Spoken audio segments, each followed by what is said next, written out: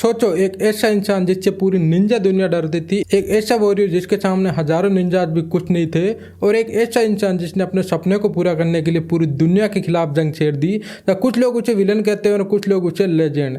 लेकिन अगर मादारा उचिया की पूरी कहानी समझो तो पता चलेगा कि वो एक विलन नहीं था, बल्कि एक ऐसा इंसान था जो कि अपने हिसाब से दुनिया में हमेशा के लिए शांति लाना चाहता था। तो आज की इस वीडियो में हम जानेंगे मादारा उचिया की कंप्लीट स्टोरी। जब मादारा उचिया का जन्म उचिया गलैंड में हुआ था, जहाँ उस समय दुनिया में हर जगह जंग चल रही थी, जब बचपन से बच्चों को लड़ाई के लिए तैयार किया जाता था, और मादारा ने भी अपने भाइयों को जंग में मरते हुए देखा था, जहाँ इसी वजह से उसके अंदर बचपन से दर्द और एक तरीके से गुस्सा भर गया था। जब एक दिन नदी के किनारे उसकी मुलाकात होती है हाशिरामा सेंजू से, जब दोनों को एक दूसरे की असली पहचान का बिल्कुल नहीं पता होता।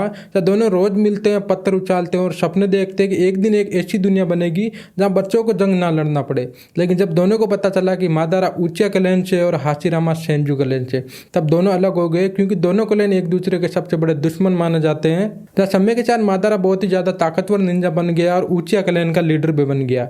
हाशिरामा भी सेंजू गलैंड का लीडर बन गया और दोनों के बीच कई सालों तक खतरनाक लड़ाई भी हुई। तो आखिर में हाशिरामा ने शांति का हाथ बढ़ाया और मादारा ने उसे एक्सेप्ट भी कर लिया। दोनों ने मिलकर हिडन लीफ विलेज यानी कोना बनाया, जहाँ मादारा का सपना था कि हाशिरामा होकेज बने और बाद में उचिया गलैंड को भी बराबर का सम्मान मिले। लेकिन जब पहले होकेज चुनने का समय आया तो सबने हाशिरामा को चुना और मादारा को लगा कि धीरे धीरे उचिया गलैंड को साइड किया जा रहा है। तो उसका भरोसा टूटने लगा और उसने वो गांव छोड़ दिया। तो मादारा ने 9 टेल फॉक्स यानी कुरामा को कंट्रोल किया और हाशिरामा को वैली ऑफ द एंड में चैलेंज भी किया। तो दोनों के बीच नारुतो की हिस्ट्री की सबसे लेजेंडरी फाइट हुई।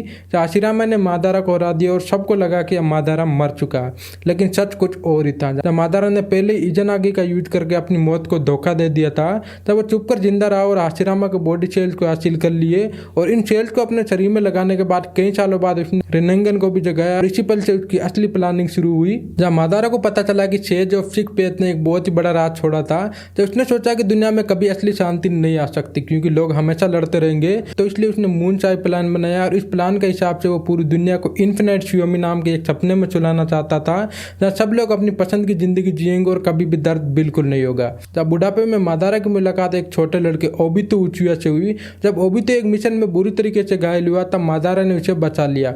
उसने ओबितो को अपनी बातें समझाई और धीरे धीरे उसका दिमाग बदल दिया।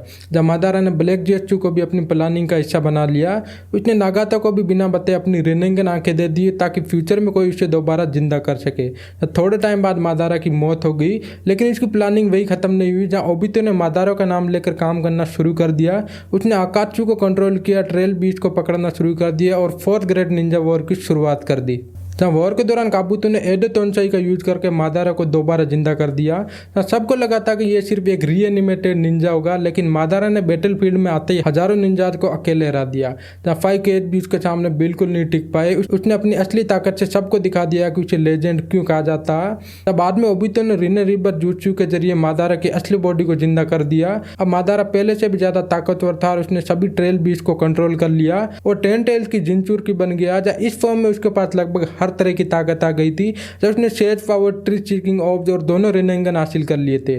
जब मादारा ने चिबाकू तेंसोई से आसमान से बड़े मेटर्स गिरा दिए, फिर उसने अपना मून चाय प्लान शुरू कर दिया। जहाँ डिवाइन ट्री उग गया था और उसने चांद पर इन्फिनाइट शियोमी एक्टिवेट कर दिया। जहाँ पूरी दुनिया एक सपने में फंस गई, जहाँ मादारा को लगा कि अब उसका सपना पूरा हो गया, जहाँ अब दुनिया में हमेशा के लिए शांति आ गई। लेकिन असली सच अब सामने आया। जहाँ ब्लैक जेत्सु कभी भी मादारा का वफादार नहीं था, जहाँ वो शुरू से ही कागुया ओत्सु का प्लान फॉलो कर रहा था, तो उसने मादारा को बस धोखा दिया और इसके शरीर का यूज करके कागुया को दोबारा जिंदा कर दिया।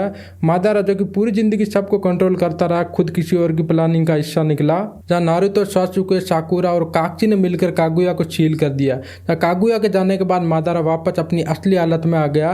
तब उसके पास ना ही कोई ताकत थी और ना ही कोई जीने की वजह। जब अपनी आखिरी सांसों में मादारा ने हाशिरामा को देखा, तो दोनों ने पुराने दिन याद किए और मादारा ने माना कि शायद दोनों का सपना एक ही था, बस रास्ते लगते। हाशिरामा लोगों पर भरोसा करता था, जबकि मादारा को लगता था कि लोग कभी नहीं बदलेंगे, और इसी सोच ने उसे दुनिया का सबसे बड़ा विलन भी बना दिया। तो थोड़ी देर बाद मादारा की मौत भी होगी, लेकिन उसकी असली कहानी यहाँ पर खत्म बिल्कुल नहीं होती। जहाँ मादारा ने दिखाया कि सिर्फ ताकत किसी को महान बिल्कुल नहीं बनाती। अगर इंसान दर्द, नफरत और बदले में जीना शुरू कर दे तो धीरे धीरे वो खुद वही बन जाता जिससे वो नफरत करता। और इसलिए आज भी मादारा उचिया को नारुतो का सबसे पावरफुल, सबसे इंटेलिजेंट और सबसे लेजेंडरी कैरेक्टर में से एक माना जाता है। तो उसकी फाइटिंग हो गई, उसकी प्लानिंग, उसका कॉन्फिडेंस और उसकी पर्सनैलिटी, आज भी एनिमे फैंस के दिल में हमेशा जिंदा रहती है। और शायद इसी वजह से मादारा उचिया सिर्फ एक विलन नहीं था बल्कि नारुतो की दुनिया का सबसे यादगार एकदम लेजेंड था। तो दोस्तों ये थी मादारा उचिया की पूरी कंप्लीट कहानी, इसकी शुरुआत से लेकर उसकी एंडिंग तक। मैंने कुछ मिस कर दिया तो उसके बारे में मुझे कमेंट में अपना ओपिनियन जरूर बताना। और नेक्स्ट वीडियो आप कौन से टॉपिक पर चाहते हो उसके बारे में भी मुझे जरूर बताना। और ऐसे और इंटरेस्टिंग वीडियो देखने के लिए ज़्यादा से ज़्यादा मेरे चैनल को सब्सक्राइब जरूर कर देना।